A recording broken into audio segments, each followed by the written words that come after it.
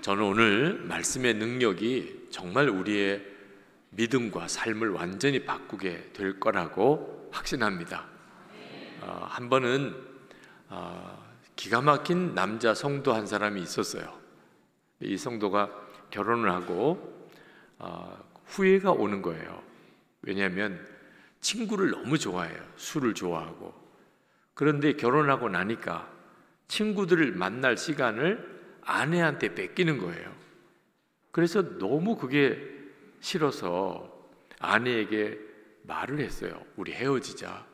결혼해서 당신이랑 살아보니까 이게 친구들 만날 시간도 자꾸 적어지고 또 밤늦게까지 술 마시기도 힘들고 여러 가지로 마음이 불편하다. 그러니까 당신한테 너무 미안한데 좀 헤어져 달라. 여러분, 요즘 남자는 진짜 철이 없나 봐요.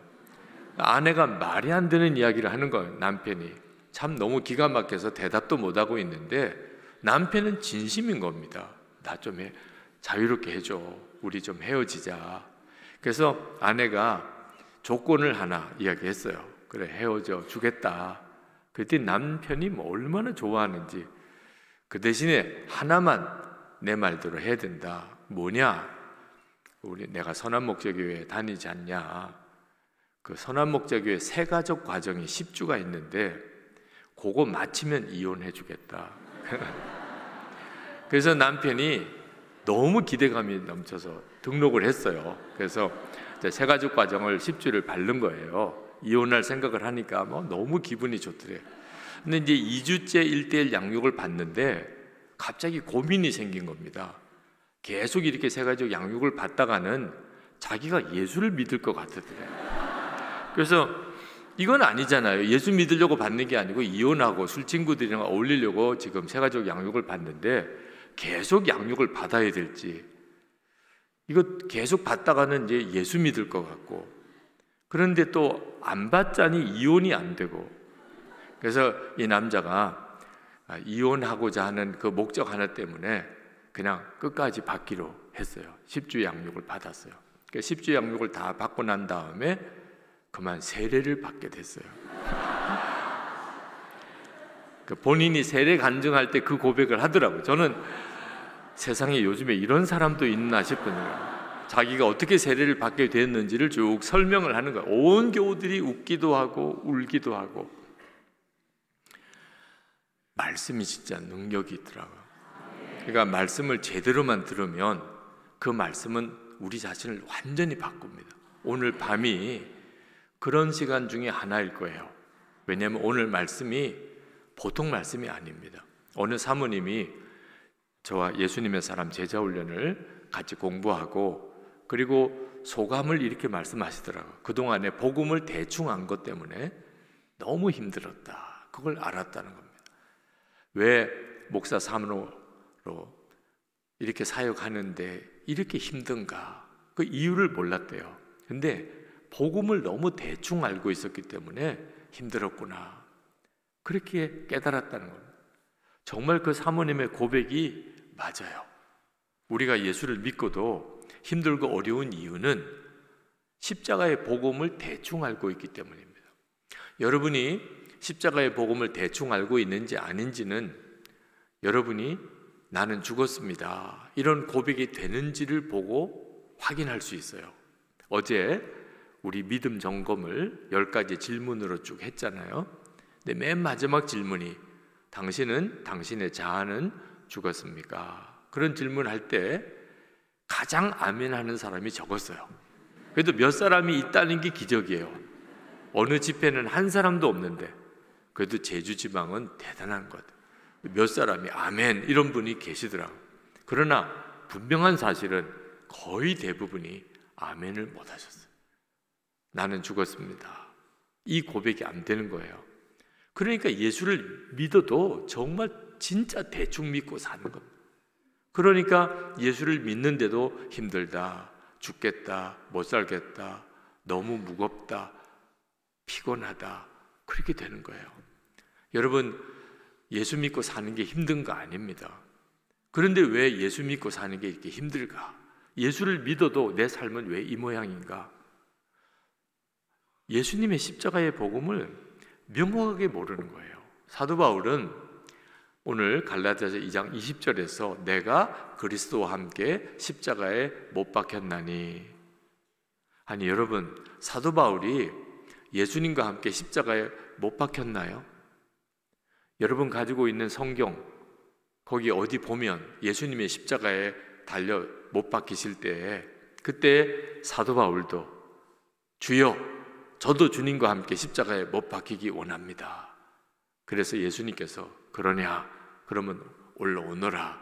그래서 사도 바울이 그 십자가에 같이 올라가서 예수님하고 같이 이제 부둥켜 안고 같이 못 박히느라고 엄청 두 분이 고생 많이 하셨다. 뭐 그런 내용이 그 누가복음인가 나오죠. 마가복음인가? 그러면 안 나옵니까? 여러분 가지고 있는 마태, 마가, 누가, 요한복음에는 그런 부분 안 나옵니까? 예수님만 십자가에 못 박혀 죽었지 어떻게 사도 바울이 나도 그리스도와 함께 십자가에 못 박혔나니? 세상에 무슨 거짓말을, 이런 거짓말을 다 하냐? 언제 예수님 함께 사도 바울이 십자가에 못 박혔습니까? 그런데 사도 바울이 어떻게 이렇게 말을 하는 거죠? 사도 바울이 예수님을 만나고 아라비아 광야에서 3년 동안 십자가 복음이 뭔지 성령으로부터 그가 직접 배웠습니다. 그때 깨달은 게 뭔가, 예수님만 십자가에 죽으신 게 아니라는 거예요. 예수님이 십자가에 죽으실 때 이제부터 예수를 믿는 모든 사람은 예수님과 함께 십자가에 못 박힌 것이라. 하나님이 그렇게 정하신 거예요. 하나님이 예수님만 죽은 거 아니고 사도 바울도 함께 죽었고 저도 죽었고 여러분도 죽었고, 그게 세례 받을 때 믿음인 거예요. 로마서 6장 3절 4절, 혹시 여러분 아직도 의심이 되시는 분은 로마서 6장 3절 4절을 한번 보세요. 제가 읽어드리겠습니다. 무릇 그리스도 예수와 합하여 세례를 받은 우리는 그의 죽으심과 합하여 세례를 받은 줄을 알지 못하느냐? 그러므로 우리가 그의 죽으심과 합하여 세례를 받음으로 그와 함께 장사되었나니, 이는 아버지의 영광으로 말미암아 그리스도를 죽은 자 가운데서 살리심과 같이 우리로 또한 새 생명 가운데서 행하게 하려 함이라. 분명히 말씀하여, 우리가 세례 받을 때 감리교회는 물을 머리에다가 주례자가 찍어서 세례를 줍니다. 장로교회도 그렇죠. 침례교회나 순복음교회 그런 데는 침례도 해요. 아주 물속에 북 침례탕이 있어서 물속에 잠기죠. 똑같아요. 의미는 똑같습니다. 죽는 거예요. 세례 받는다는 말은 죽는 겁니다. 그걸 믿을 때 세례 받는 거예요. 예수님이 십자가에 못 박힐 때 나도 주님과 함께 죽었습니다. 그 세례 받는 거예요. 여러분 이미 세례 받을 때 죽은 사람이에요. 그런데 여러분 자아가 죽었습니까? 아니요. 고개도 이쁘게 아니요. 아니, 야 정말 이럴 수가 있습니까? 세례 받을 때 죽었다고 했잖아요. 그렇게 세례 받은 겁니다. 나 예수님과 함께 죽었습니다. 그런데 당신 죽었습니까? 안 죽었다. 세상에 이렇게 믿으니 어떻게 예수를 믿은 정상적인 예수 믿는 삶이 되겠냐 말이에요. 여러분 죽지도 않았는데 어떻게 새 생명으로 살 수 있어요? 죽었기 때문에 새 생명으로 사는 거지. 난 안 죽었다면서. 난 안 죽었어. 그럼 어떻게 예수님의 생명으로 살아요? 예수 생명, 그게 내 생명. 어떻게 그런 노래가 나와요? 그러니 기가 막힌 겁니다. 많은 그리스도인들이 예수를 믿지만 실제로는 예수님의 살아계심을 경험을 못해요. 왜냐하면 내가 죽었다는 이 믿음이 분명치 않으니까. 예수님이 나를 통해서 사시는 것도 분명치 않은 거예요. 여러분은 앞으로 죽을 사람이 아닙니다. 아유 죽어야지. 목사님 말씀 맞아요. 아유 내가 죽어야 될 것 같아요. 아니에요. 죽어야 될 것 같은 게 아닙니다. 이미 죽은 거예요. 이번에도 집회 끝나고 그런 분이 나올까 봐 좀 걱정이에요. 목사님 오늘 은혜 많이 받았습니다. 앞으로 제가 죽기를 위하여 노력하겠습니다. 하여튼 제가 집회할 때마다 속이 뒤집어져요. 그렇게 죽었다고 설교를 했고 아멘하고 결단 기도도 하고 내가 그리스도와 함께 십자가에 못 박혀나니 노래도 부르고 그랬는데도 아유 이제부터는 이제 죽어야 되겠어. 정말 속 뒤집어지는 이야기예요. 여러분, 나는 죽었습니다. 이것은요 믿음의 문제예요. 많은 분들이 자기에게는 죽은 증거가 없대. 혈기도 있고 성질도 있고 여전히 음란함도 있고 욕심도 있고 나 안 죽은 것 같다는 거예요. 여러분, 이건 체험의 문제가 아니고 믿음의 문제예요. 여러분은 예수님으로 인하여 속죄함을 받았음을 믿습니까? 믿음의 문제잖아요. 예수님이 십자가에 나 위에 죽으셨으니 나도 죽은 거, 그래서 내가 모든 죄가 사함 받았다. 그게 믿음의 문제. 하나님의 말씀에 성경에 기록되어 있으니까 믿기만 하면 누구든지 죄사함을 받고 하나님 자녀가 되는 권세를 얻고 의인이 된다는 거예요. 그런데 똑같이 성경에 우리가 예수님과 함께 죽었다고 나오잖아요. 근데 속죄함은 말씀으로 믿고, 왜 내가 죽은 것은 꼭 체험을 가지고서 믿으려고 하나요? 내가 죽은 체험이 오고 난 다음에 믿으려고 하는 사람은 죽을 때까지 자기가 죽었는 줄을 몰라요. 내가 죽었으면 말씀을 보고 아는 거예요. 내가 죽었구나. 내가 죽었으니까 내 안에 성령이 오신 거예요. 창세기 6장에 우리가 죄인이 되니까 하나님이 우리에게서 성령을 거두십니다. 우리를 만드실 때는 흙으로 빚으시고 하나님의 영을 부어 넣어 주셨어요. 그런데 우리가 죄를 짓고 하나님이 성령을 거두세요. 근데 예수 믿고 이제 우리 안에 그 은혜가 다시 회복이 돼요. 우리 안에 하나님의 영이신 성령이 오시는데, 하나님의 영이신 성령이 오시려면 죄인인 우리는 죽어야만 비로소 하나님의 성령이 오셔서 부활의 생명으로 살게 되는 거예요. 이게 믿어질 때 세례받는 거예요. 고린도후서 5장 14절에 한 사람이 모든 사람을 대신하여 죽었은즉 모든 사람이 죽은 것이라. 그러니까 하나님이 정하신 거예요. 그래서 우리는 내가 죽었구나, 이걸 믿을 때 그때부터 진짜 예수를 믿기 시작한다는 사실 증거예요. 그리고 그때부터 예수님이 우리 안에 역사하심이 비로소 체험이 됩니다. 예수님이 내 안에 계신 것을 그렇게 말씀을 드려도 체험을 못해요. 근데 언제 체험이 돼요? 내가 죽었구나, 이 사실을 내가 진짜 믿을 때부터 내 안에 예수님이 역사하심이 체험이 돼요. 한 번은 저희 교회 안에 저에 대해서 거짓 소문이 돌았던 적이 있어요. 참 교회도 참 이상한 곳이에요. 어째 그렇게 거짓 소문이 많은지. 제가 어느 교인 돈을 빌려가지고 그걸 안 갚았대. 그래가지고 너무 미안해서 그 교인만 계속 안수기도 해주고 있다고. 그럼 어떻게 소설도 그렇게 잘 쓰나 몰라. 하여튼 그래서 제가 이제 어느 교인을 특별히 안수기도를 많이 해준다는 소문이 쫙 퍼졌어요. 그분이 굉장히 경제적으로 어려움에 처하고 정말 사는 게 오히려 더 신기할 정도로 그런 위기 가운데 빠져 있어서 이제 그분을 위해서 늘 새벽에 기도할 때 그 얼마나 처지가 어려운지, 그래서 눈에 이렇게 뜨이면 기도를 늘 해드렸는데 또 그걸 그렇게 또 소문을 내신 분이 있으시더라고요. 그래서 저도 참 이해가 안 되고 답답하기만 했었어요. 근데 어느 분이 그걸 저에게 알려주셨어요. 다른 교회를 가겠다고. 왜 그러시냐 그랬더니 저는 목사님이 그런 분인 줄 몰랐다는 거예요.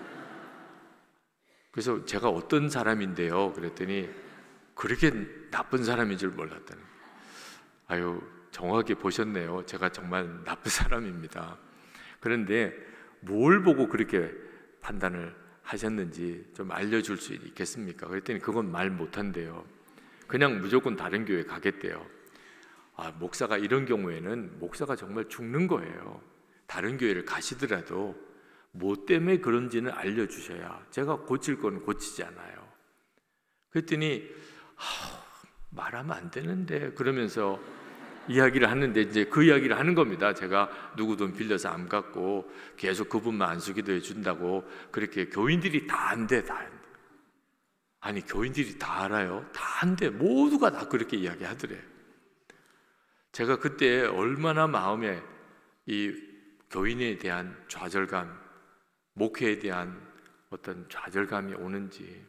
그렇게 주일 예배 끝나고 인사할 때는 은혜 받았습니다. 목사님 설교가 제일이에요. 이래놓고 실제로는 다 말이 퍼지기를 저 목사님이 교인 돈 빌려서 안 갚고 미안하니까 계속 그 사람만 기도해주고 어떻게 이럴 수 있냐 말입니다. 제 앞에서는 그런 웃는 얼굴로 하면서 속으로는 당신만 알아야 돼. 이거 딴 사람한테 알려지면 큰일이야. 그럼 나만 알지. 무슨 말인데. 그랬어. 어유 믿을 사람 없네. 그러고는 또 다른 사람한테 당신만 알아야 돼. 그렇게 온 교인이 다 안 거예요. 제가 너무 억울하고 목회 못할 것 같고 배신감도 너무 심하고 누가 그런 말을 꺼냈는지 그 장본인을 찾고 싶어요. 왜? 저는 절대 그런 사람이 아니었기 때문에. 뭐 밝히면 밝힐수록 저는 더 결백함이 나타나겠죠. 교인들끼리 서로 말 옮긴 게 얼마나 잘못된 것인지 교인들이 알겠지요. 그러니까 더 밝히고 싶잖아요. 하나님이 못하게 하는 거예요. 제가 만약에 그걸 다 밝혔다가는 제가 그 다음에 교인들에게 용서의 설교를 할 수 있겠어요?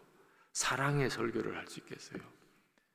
교인들 사이에 누가 그런 거짓 소문을 냈는지 결국은 누군가 드러나겠지만 그 사람은 교회 생활 제대로 할 수 있겠어요?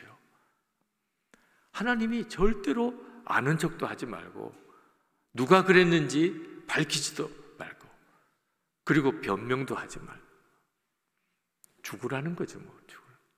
여러분 목사 심정을 한번 생각해 보세요. 기도도 안 돼요. 억울해서 배신감 때문에 너무 괴로워서 그런 소문 듣고 살아야 되는 목사의 심정이 얼마나 힘든지 아십니까? 그때 나온 기도가 나는 죽었습니다. 아무것도 할 기도가 없더라고. 나는 죽었습니다. 그동안에 나는 죽고 예수로 사는 게 십자가 복음이라고는 알았어요.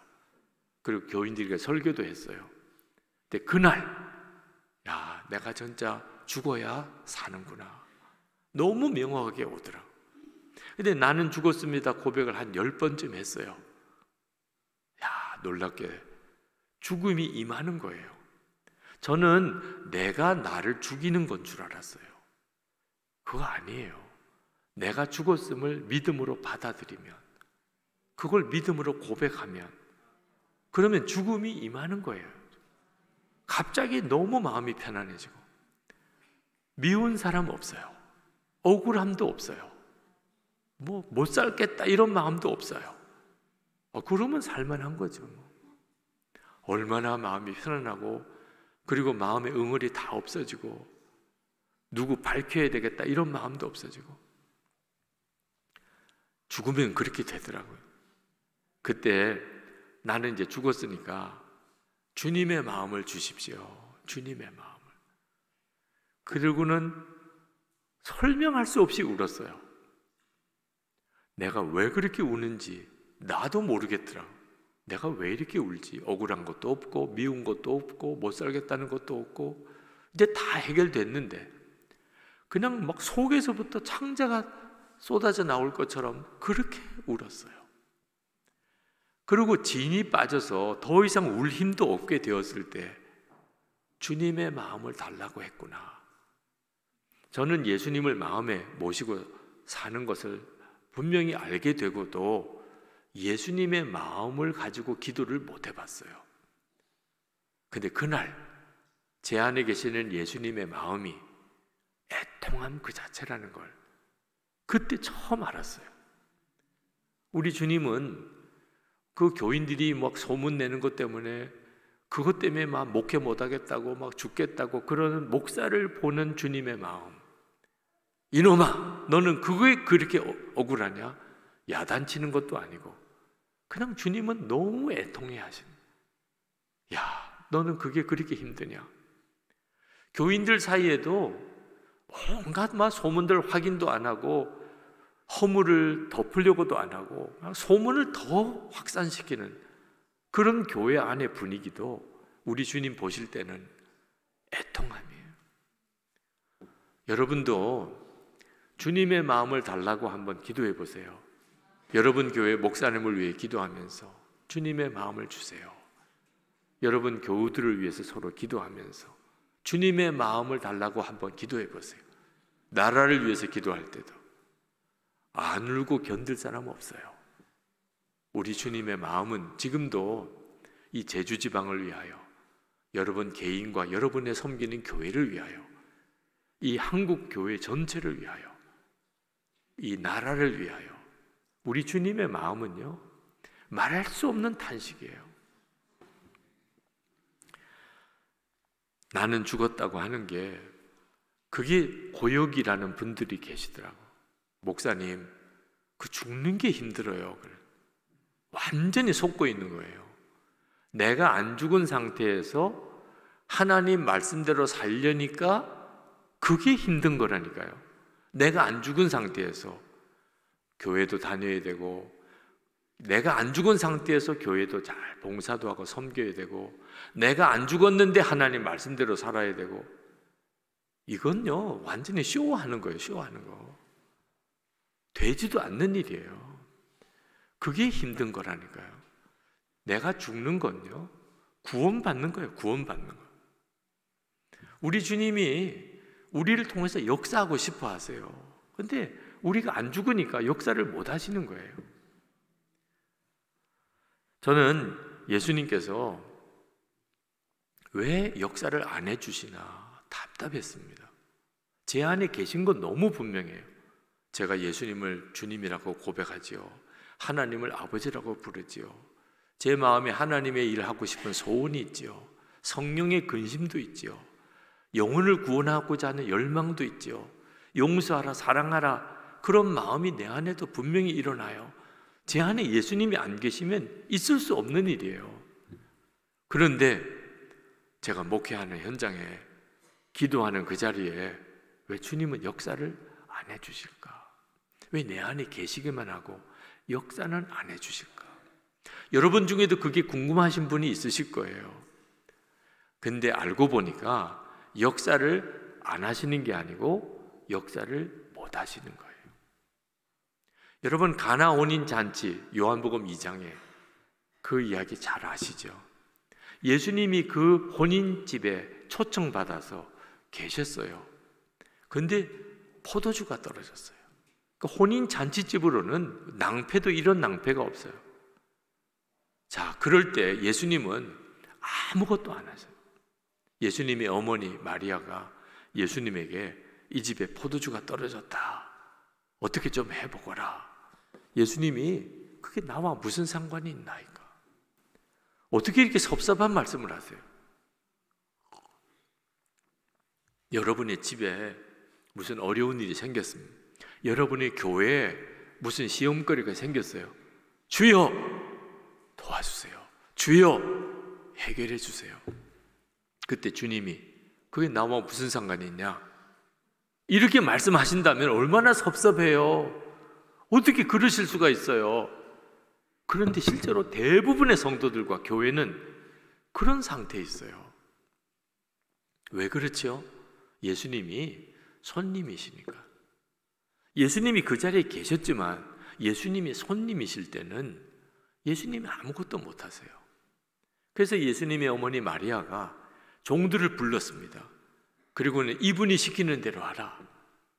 종은 누가 시키는 대로 하는 사람입니까? 주인이 시키는 대로.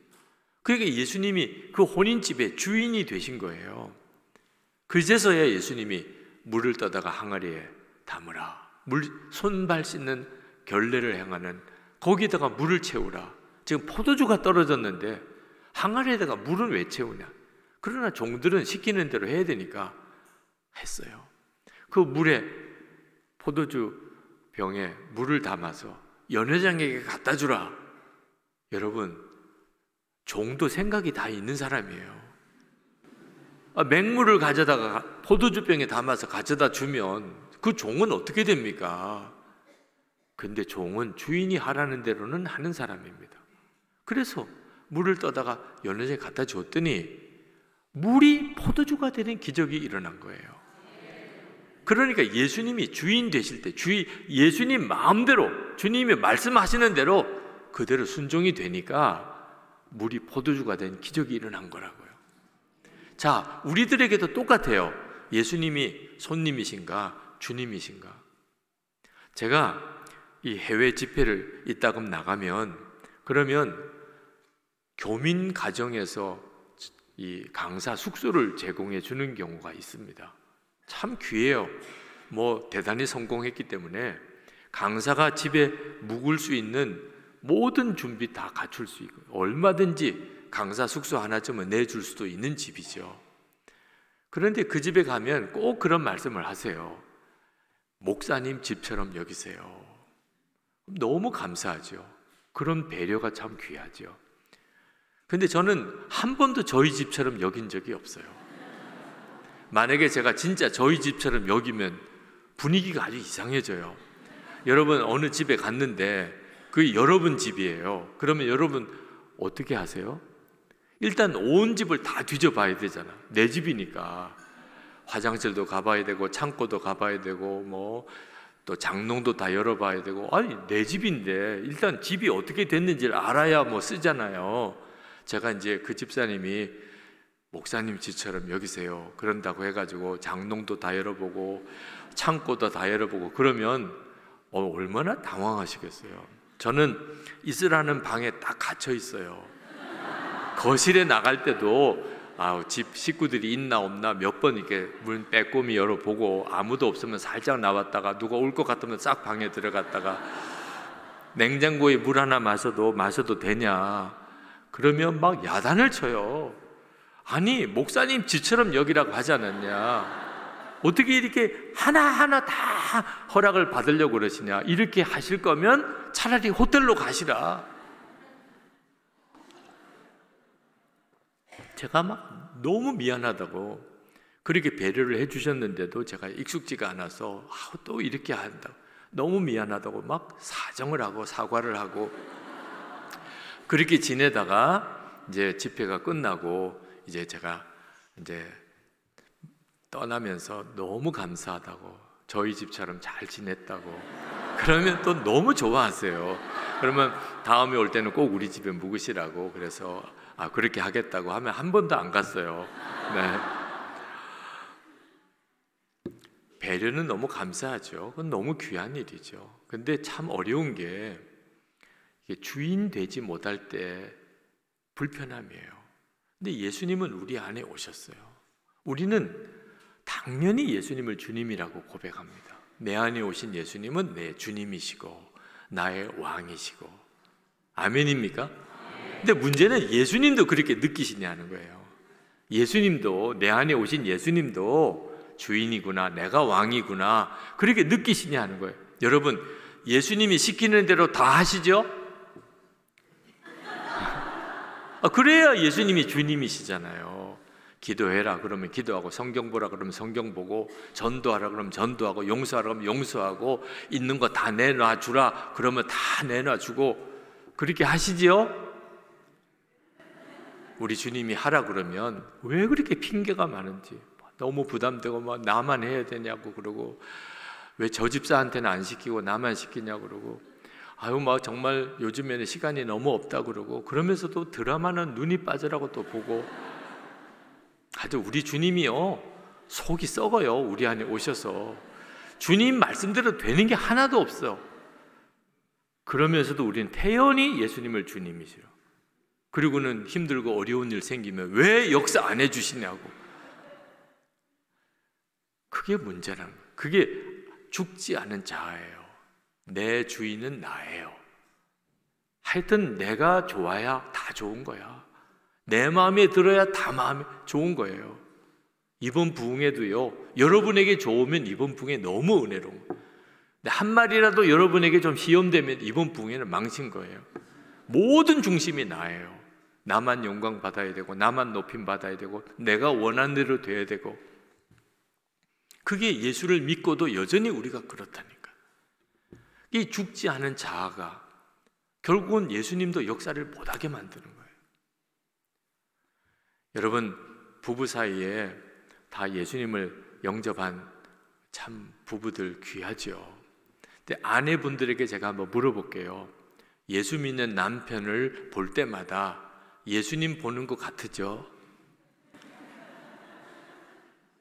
뭔 그런 질문이 다 있나 이런 느낌. 그게 말도 안 되는 질문을 왜 하시나 이런 느낌인 것. 아니 왜 이렇죠? 남편 되시는 분들 지금 예수님 영접했어요 안 했어요? 여러분 안에 계세요 안 계세요? 계시니까 여기까지 오신 거지. 그런데 왜 그것을 아내가 몰라요? 남편 안에 예수님이 계시면 남편 보는 때마다 아내가 예수님 보는 것 같아야 지극히 정상이죠. 그런데 왜 아내가 남편을 보는데 예수님 보는 것 같지 않지요? 남편의 자아가 안 죽으니까. 남편의 자아가 안 죽으니까. 그러니까 아내도 모르는 거예요. 아내는 솔직히 남편 속마음을 하루에도 12번도 들어갔다 나왔다 해요. 아유 우리 남편은 이래 다 알아요. 그런데 뭐 하나만 몰라요? 예수님이 내 남편 안에 계셔. 이건 몰라요. 자아가 안 죽으니까. 안에 계신 예수님 아내도 모르게 이렇게 되는 거예요. 자, 아내 되시는 분들, 예수 믿는 이제 남편을 두고 계신 분들, 남편에게 한번 물어보겠습니다. 아내를 볼 때마다 예수님 보는 것 같죠?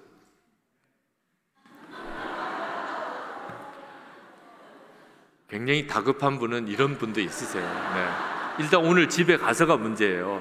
당신 아까 아멘 안 하대 이렇게 나와도 참 곤란하죠. 네.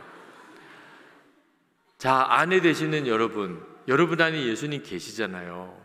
그런데 왜 남편이 몰라요? 어느 권사님이 남편 전도를 하셨어요.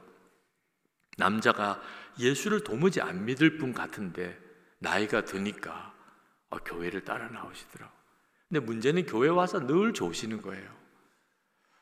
굉장히 사회에서는 수준이 높은 그런 참 중요한 지도자급에 계신 분인데 이상하게 교회만 오면 예배 때 설교 때 졸아요. 그러니까 아내가 속이 또 끓는 거예요. 몇 번 남편에게 옆구리를 찌르고 그러면 또 정신 차린 척 하다가 또 졸고 한 번은 예배 끝나고 집에 가는 길에 아니요, 당신 왜 그렇게 교회만 오면 자느냐. 오늘 목사님 말씀이 당신이 꼭 들어야 될 그 말씀이에요. 진짜 오늘 정말 중요한 말씀 하셨어요. 근데 당신은 왜 조냐는 거예요. 그때 남편이 하고 헛기침을 했어요. 자, 남편이 그렇게 헛기침을 했다는 말은 여러 가지를 말씀한 거예요. 알아들었다. 나도 미안하다. 당신도 좀 창피하겠다. 나도 다음부터는 안 그러려고 생각하고 있다. 이제 제발 그 말은 그만하고 딴 주제로 넘어가자. 내가 하여튼 어떻게 노력해 볼게. 다 포함된 거예요. 그 헛기침에 하는데. 근데 아내는 그렇게 못 넘어가요. 명확하게 말로 해줘야지. 미안하다, 잘못했다, 다시는 안 그러겠다. 어떻든지 내가 말씀은 정신 차려 들어보겠다. 하여튼 내가 다시 졸면 내가 손가락에 장을 지진다. 뭔가 이렇게 명확하게 이야기를 해줘야 아내는 또 그렇구나 넘어가지는데 남편이 그 말을 안 하니까 집에 갈 때까지 계속 당신 왜 그렇게 조냐고.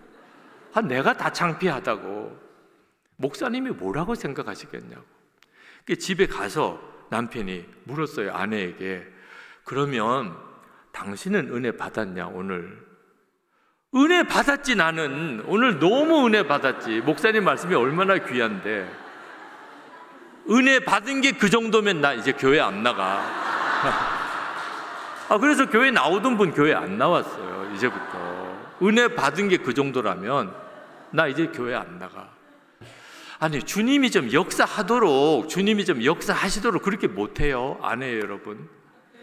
이게 자아가 안 죽으니까 예수님이 와 계신데도 역사를 못 하시는 거예요. 좀 역사하시려고 그러면 아내가 또 뒤집어 놓고, 또 역사하려면 또 뒤집어 놓고. 부모님이 예수님을 영접했으면 그 자녀들은요, 말할 수 없이 행복해요. 왜? 어릴 때부터 엄마 아빠를 보면 예수님 보고 자라는 거잖아요. 엄마 아빠 안에 예수님이 계시니까. 그런데 예수 잘 믿는 부모님 밑에 자녀들이 오히려 믿음 잃어버린 경우도 많아요. 왜 이런 일이 벌어지죠? 엄마 아빠의 자아가 안 죽으면 그렇게 되는 거예요. 여러분, 아이들에게 막 야단을 쳐야 돼요. 혼을 내고 있어요. 그때 여러분 얼굴 표정이 어떤지를 거울 갖다가 보면서 해야 돼요. 애들한테 야단칠 때 여러분 얼굴 표정을 볼 줄 알아야 돼요. 여러분이. 아이들은 그 얼굴을 본다고요. 그렇게 막 화를 내고 있는데 전화가 왔어요. 목사님이셔. 갑자기 너무 당황스러운 거야. 지금 애한테 막 혼을 내고 있는데 목사님 전화. 갑자기 목소리가요 확 바뀌어요. 옥구슬 굴러가듯이. 목사님이세요? 어쩐 일이세요? 전화를 다 주시고. 그럼요, 잘 지내지요. 기도해 주셔서 애들도 너무 잘 자라고 공부도 열심히 하고 너무 감사하고 있어요. 애들은요, 갑자기 이게 무슨 일인가 싶은 거예요. 그래서 엄마가 달라졌구나, 목사님 전화 받고 완전히 변했구나, 이제는 이제 오늘 야단 맞는 거 끝이겠구나. 그런데 전화 딱 끊고 돌아설 때 뭐해? 막 그러면서 막 소리가 갑자기 올라. 그때 아이들은요, 이건 완전히 쇼하는 거야. 완전히 사기네. 우리 엄마 예수 믿는 거 목사님이 속고 있는 거야. 우리 엄마 실상을 몰라. 내가 언젠가 비밀을 다 폭로할 거야. 자, 아이들도 크면 그게 쇼한 것도 아니고 사기도 아니고 예수님 모시고 살지만 자아가 안 죽어서 그렇다는 걸 아이들도 다 이해할 때가 오지만 그때는 너무 늦어요. 그냥 어려서 그 아이들의 마음속에는 예수 믿는 게 다 쇼 같아요. 우리 엄마는 교회 가서 그런 모습, 우리 아빠는 교회 가면은 뭐 중직이시고 집에 오면 완전히 다른 모습이고. 이게 얼마나 비참해요. 예수님을 영접하고도 우리 자아가 안 죽으면 그렇게 되는 거예요. 교회 안에도 여러분 성도들끼리가 사실 주님을 만나는 놀라운 관계예요. 우리 안에 주님이 계시니까. 그런데 교인들 관계 때문에 시험 들어서 교회를 떠난 사람이 많아요. 예수님을 만난 게 아니고 죽지 않은 자아 때문에 서로 싸우고 다투다가 상처받고 떠나버리는 거예요. 사사기 21장 25절에 보면 사사시대 때 죄가 뭐냐면 자기 소견에 옳은 대로 행하였더라. 그때 당시에는 왕이 없으므로 자기 소견에 옳은 대로 행하였. 이 자기 소견에 옳은 대로 행하는 게 자아의 특징이에요. 내가 생각하기에 옳다. 그러면 이건 포기를 못해요. 부부싸움 하는 경우 가서 들어보면 남편은 남편대로 자기 생각에 옳은 대로, 아내는 아내대로 자기 생각에 옳은 대로 이야기해서 싸우는 거예요. 교회 안에 싸움이 생겼다. 여러분 가서 조사해 보면 두 쪽 다 교회를 위해서 열심히 하는 거예요. 자기 생각대로 되어야 교회가 잘 된다는 거예요. 그래서 교회가 싸움이 생기면 사실은 표창을 해야 돼요. 교회를 사랑하기를 싸우기까지 하였기에 이에 표창함. 진짜 표창감이에요. 교회를 사랑 안 하는 사람들은 싸우지도 않아요. 교회 안에 진짜 교회를 위해서 사명감 가지고 내 생각대로 돼야 돼. 이런 사람들이 싸워요. 그래서 우리가 새해 속장도 되고 집사도 되고 권사도 되고 선교회장도 되고 그럴 때 하나님, 제가 이런 중한 책임을 맡았는데 올해 정말 열심히 충성하겠습니다. 그러면 하나님이 기뻐하실까요? 머리 싸매고 누우세요. 하나님이 천사들 보고 어떻게 하냐, 쟤 또 열심히 하겠다네. 하여튼 하나님은 지금까지 2000년 동안 교회 열심히 하는 사람들 때문에 보통 골치 아픈 게 아니에요. 열심히 하는 사람들이 다 교회 문제도 다 일으켜요. 자아가 죽지 않은 상태에서 열심히 하는 사람, 이거 못 말리는 사람이에요. 여러분, 우리 자아가 왜 죽어야 되는지, 왜 죽어야 하는 게 하나님의 계획인지, 왜 십자가의 복음이 하필이면 나는 죽고 예수로 사는 건지 명확하게 아셔야 돼요. 우리 자아가 죽지 않으면 예수님의 주인 되심이 없어요. 많은 분들이 어떻게 죽는 건지를 몰라요. 이게 믿음으로 취하는 건데 계속 죽으려고 애를 쓰는 거예요. 우리는 나를 죽일 수가 없어요. 죽는 것은 내가 노력해서 죽이는 게 아니에요. 그건 참는 거지, 그냥 참는 거. 참으면 나중에 더 터져요. 죽어야지. 참는 거는 해답이 아니에요. 그래서 사도 바울이 이제는 내가 사는 게 아니요 라고 고백한 겁니다. 우리가 예수님과 함께 십자가에 다 죽었어요. 예수 믿는 사람은 다 죽었어요. 그러니까 사도 바울이 이제 내가 그리스도와 함께 십자가에 못 박혔네. 이제는 내가 사는 거 아니요, 내 안에 그리스도께서 사시는 거죠. 김익두 목사님이라고 우리 한국 초대교회에 유명한 부흥사 목사님이 계신데, 이분이 원래는 깡패였습니다. 시장에 유명한 깡패예요. 근데 선교사님한테 전도받고 예수를 믿고, 그리고는 부고장 돌린 것으로 유명해요. 김익두 죽었다고. 시장 상인들이 얼마나 좋아했는지. 깡패가 죽었다니까. 근데 주일에 성경책 들고, 그 죽었다는 김익두가 성경책 들고 교회 가는 거 보고 다들 얼마나 놀랐는지. 이게 무슨 일인가. 그날이 김익두의 세례받는 날. 성경대로 믿은 거예요. 성경대로. 세례받는 날은 내가 죽은 날이다. 그래서 부고장 다 돌린 거지. 깡패도 예수님을 성경대로 믿으니까 하나님이 그를 그런 부흥사로까지 크게 쓰실 거예요. 주님이 쓰실 수 있는 조건, 내가 죽었음을 진짜 믿고 고백하는 거예요. 오늘도 이 집회가 끝나고 여러분들이 둘로 나뉘어요. 나는 죽었구나. 그래서 집에 돌아가서 그때부터 이제 나는 죽었다고 선포하는 사람은, 나는 죽었다는 것을 듣기만 했어요. 그런가 보다. 참 귀한 말씀이네. 오늘도 참 말씀 잘하시네. 정말 은혜 받았어. 그리고 끝나는 사람이 있어요. 말씀 들은 걸로 끝나요. 여러분, 그러면 아무 소용이 없어요. 말씀을 들은 걸로 끝나면. 죽었대. 그런 말씀 들은 적이 있어. 여러분, 오늘 이제 집에 가면, 그러면 집에 가족들이 있을 거 아니에요. 애들도 있고. 오늘 부흥에 참석하셨는데 어땠나요? 잠깐만 다 모여봐. 뭔데요? 내가 할 말이 있다. 나 죽었다. 자, 오늘 저녁에 이제 진짜 여러분 은혜 받으셨으면 오늘 저녁에 이렇게 되어야 되는 거다. 여러분 멀리 있는 식구들한테 전화 다 해요. 어머니, 저 죽었어요. 얘들아, 오늘 아빠 죽었다. 지금은 난리가 나요. 여러분 죽은 게 보통 일 아니잖아요. 죽었다. 내일 여러분 직장 가서 사장님 드릴 말씀이 있습니다. 뭔데? 저 죽었습니다. 직장 안에서 얘 또 광신자 됐나 봐. 예수를 믿어도 곱게 믿어야지. 뭘 이렇게 믿어. 죽기는 뭘 죽어. 이럴 수 있어요. 여러분 다른 집회에 오지 않은 다른 여러분 교회 교인한테 집사님 저 죽었어요. 그러면요, 참 교인들도 못됐어요. 이렇게 죽었다고 고백하면 귀한 믿음이네요. 그 믿음을 잘 간직하세요. 이래 줘야 되는데 꼭 부활시키려고 해요. 하여튼 죽었다는 걸 꼴을 못 봐. 죽었다는 말을. 죽기는 뭘 죽어. 죽기는 뭘 죽어. 그래가지고 괜히 뒤통수 때리고 꼬집고 그래가지고 막 아프다 그러면 죽었다면서 어떻든지 다시 부활시키려고. 진짜 교인들이 못됐어요.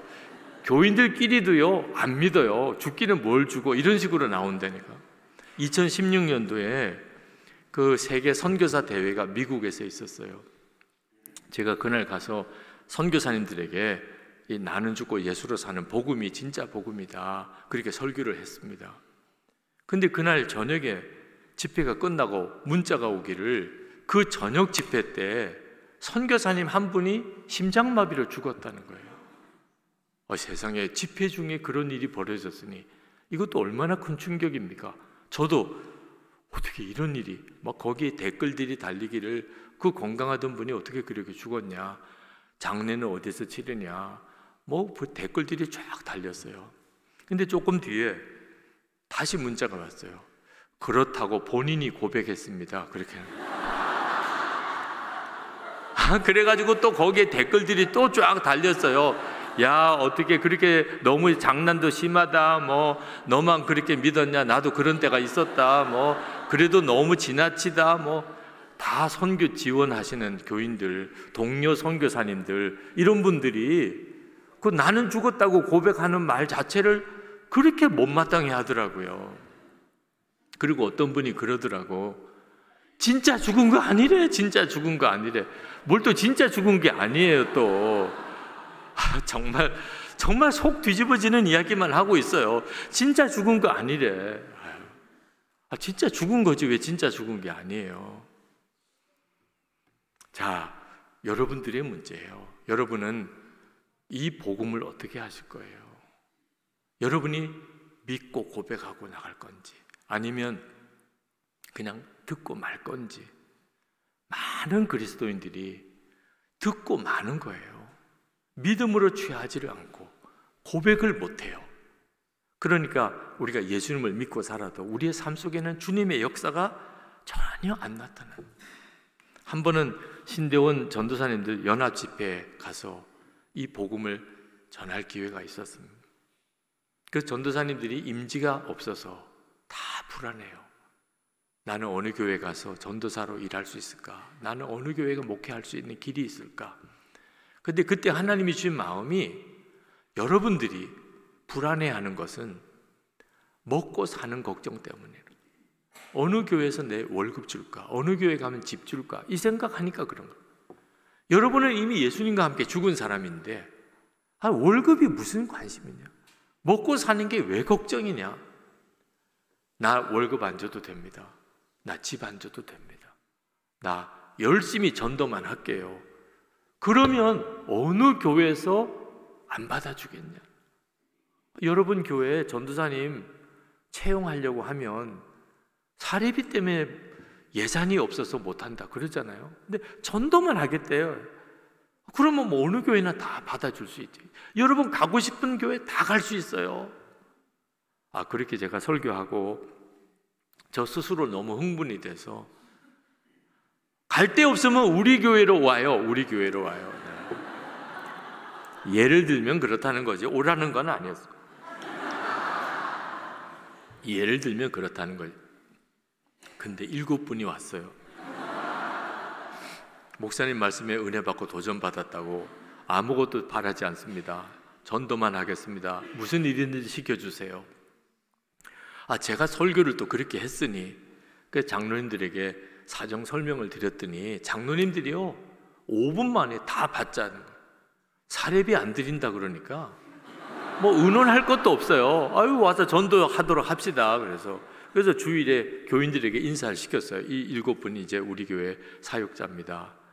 그런데 가만 생각해 보니까 사례비는 안 드려도 진급은 하도록 해드려야 되잖아요.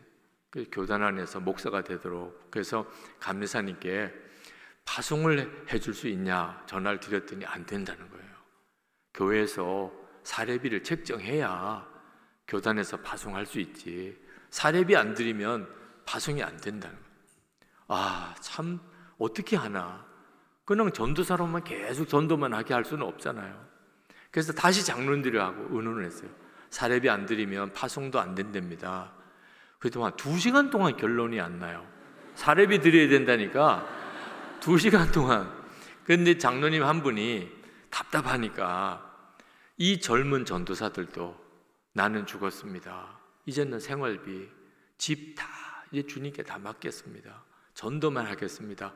이런 믿음으로 하나님 앞에 헌신하는데 우리도 교회적으로 하나님 다 그 사람들에게 사례비 줄 수 있다고 우리를 채워주실 거라고 믿고 받읍시다. 장로님들 한 2시간 동안 막 경론하다가 답이 없는데 그 장로님이 또 그렇게 이야기하시니까 그래서 그냥 그 7분을 사례비를 다 드리기로 했어요. 하여튼 그에 혼났어요. 갑자기 7분의 전도사님을 교회 사역자로 세우고, 근데 다 감당할 수 있었고 교회 분위기가 완전히 바뀌었어요. 진짜 나는 죽고 예수로 살기로 결단한 사람이 딱 주의 말씀 앞에 서니까 그 자체가 메시지요, 증인이요, 다른 교인들이 믿음의 반응이 달라지는 거예요. 목사님 중에 계속 음란물에 빠져 사는 분이 계셨어요.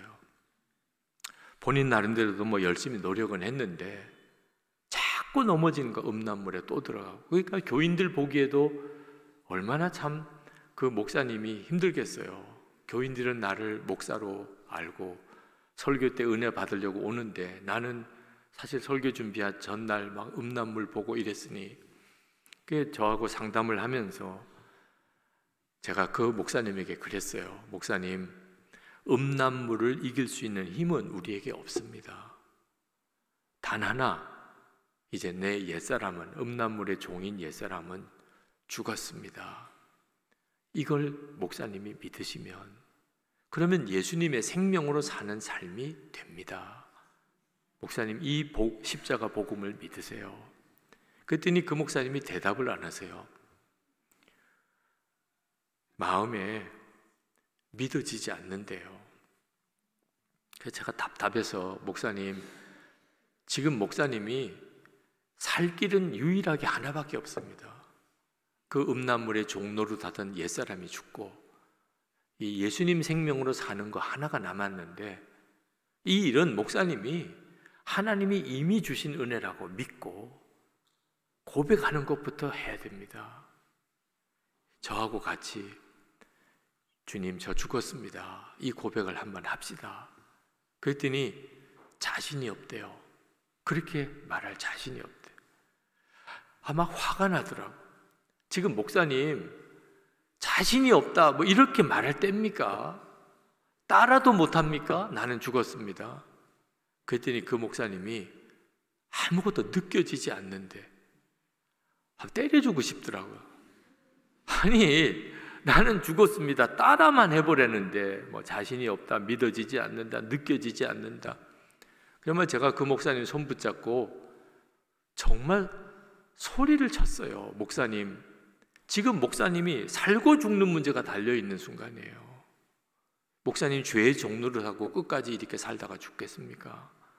살 길이 있다니까요. 우리 힘으로는 죄를 못 이기지만 나는 죽었습니다. 분명히 하면 주님의 생명으로 새 삶을 살 수 있습니다.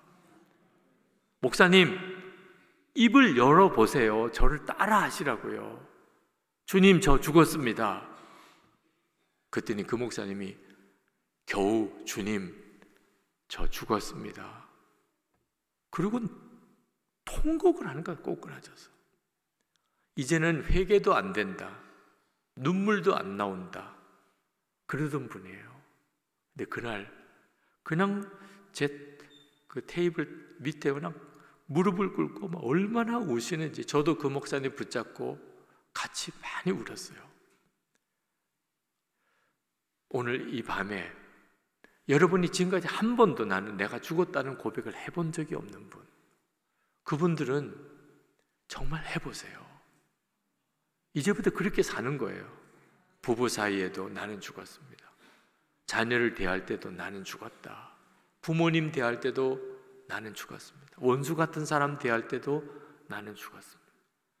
여러분이 세상에 나가 사는 동안 시험이 오고 유혹이 오고 핍박이 올 때 여러분은 어떻게 이기죠? 나는 죽었습니다. 환난이 없도록, 시험이 없도록 불가능해요. 우리가 사는 세상에는 항상 시험과 환난, 어려움이 닥쳐옵니다. 우리가 이길 수 있는 길이 딱 하나 있어요. 나는 죽었습니다. 여러분, 이 제주도에서 여기 목사님들도 계시고 사모님들도 계시고 장로님 또 교우들 다 계신데, 여러분이 진짜 나는 죽었고 이제 예수님으로 삽니다, 이렇게 고백하시는 목사님들이 되시고 사모님들 되시고 교인들이 되시면, 그러면 저는 여기 있는 여러분들만 가지고도 이 한국 교회 완전히 뒤집어 놓습니다. 육지 것들이 소문 안 듣겠어요? 저 제주도에 거기에 감리교회 교인들이, 목사님들이 다 나는 죽고 예수로 살고, 교인들이 다 나는 죽고 예수로 살고, 그분들이 오늘 저녁에 한 500여 명이 있다. 120문도가 성령 받고, 그리고 세계 선교의 문이 열린 거예요. 우리가 뭐 가서 무슨 특별한 무슨 영향력 있는 행사를 안 해도 돼요. 아주 비행기 타고 보러 올 거니까. 진짜 나 죽고 예수로 사는 사람이 있습니까? 제주도에 있다니까. 얼마나 됩니까? 한 500명이나 있다니까. 오늘 이 시간에 여러분, 주님, 제가 다른 건 몰라도 예수님 하나 제대로 믿는 거는 해보겠습니다. 이제부터 나는 죽고 예수로 사는 이 복음으로 살겠습니다. 나는 죽었습니다 고백할 테니 주님, 내 생명 되어 나를 통해 살아주세요. 제가 그렇게 나를 드리고 싶습니다. 여러분, 정말 그런 고백이 되시는 분, 죽을까 봐 걱정되는 분은 일어나지 마시고, 내가 진짜 죽으면 어떡해, 이런 걱정하는 분도 있더라고요. 그 걱정되시는 분은 덩달아 따라 또 괜히 일어났다가 나중에 부담만 가지고, 나 진짜 죽어야 돼, 이게 답이구나, 이미 죽었구나, 이제는 주님의 생명으로 살겠습니다. 내가 지금 처지와 형편은 비록 사람들 앞에 내세울 게 없어도 내 믿음 하나만큼은 분명히 말씀대로 내가 살아봐야 되겠다. 이제부터 예수님의 생명의 역사를 경험해보고 싶다. 그러신 분들은 일어나십시오. 일어나세요.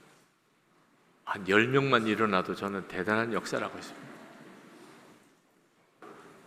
자다가 또 왜 일어나나 그래가지고 또 덩달아 일어나는 분 없기를 바랍니다. 그냥 주무시던 분은 계속 주무시고, 진짜 주님, 저를 받아주세요. 나는 죽고 예수로 사는 그 믿음으로 제가 살아보겠습니다. 그리고 진짜 주님은 살아계신지, 주님은 나를 통해 역사하시는지, 내 가정생활에서부터 교회 안에 하나님 저를 증인 삼으시고 저를 받아주소서. 이 시간에 주님이 여러분의 안고 일어서는 거 하나이지만 여러분의 마음의 중심을 받으셨다고 믿습니다. 주님이 여러분을 사로잡으신 것을 믿으세요.